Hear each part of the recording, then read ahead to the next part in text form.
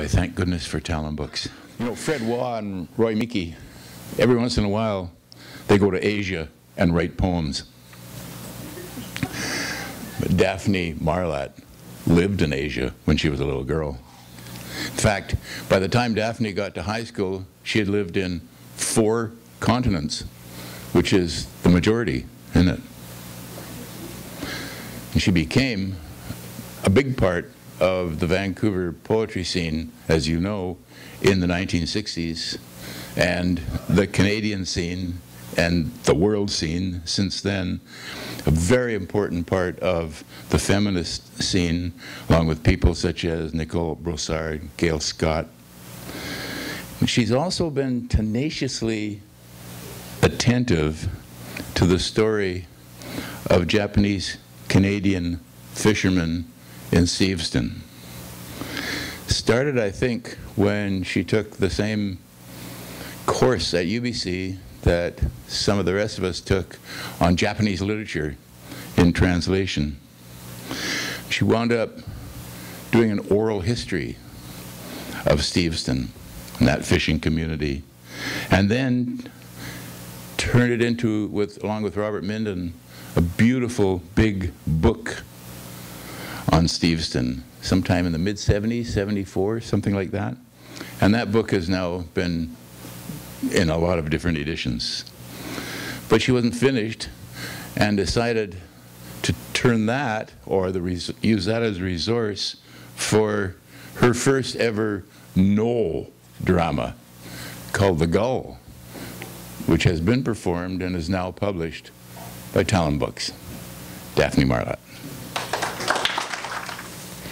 A Knoll play is a very ritualized, highly prescribed form.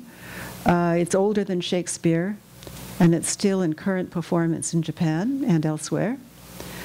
I was asked to actually write that Knoll play by Heidi Specht of Pangea Arts, and it was a big challenge to learn how to write Knoll.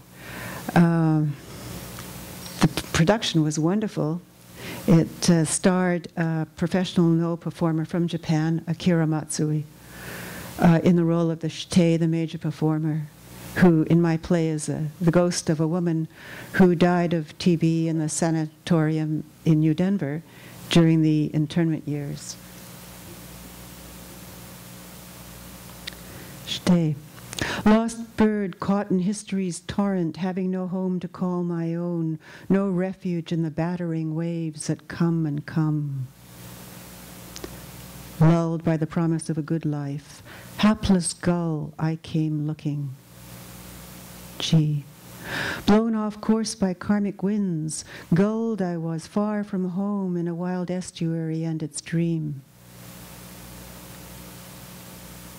Once we say the world lay a mixture, the sun, the sea, our children, like marigolds, our boats, our nets, we filled our houses in the dream that strands. Stay. Fury drives me as waves mount, wretched bird that I am. Should anyone ask, I am not at home, here where destiny's rough wind has stranded me.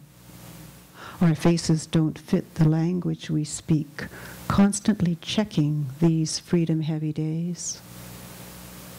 Such is the story of freedom on this coast, an old story I've seen played out.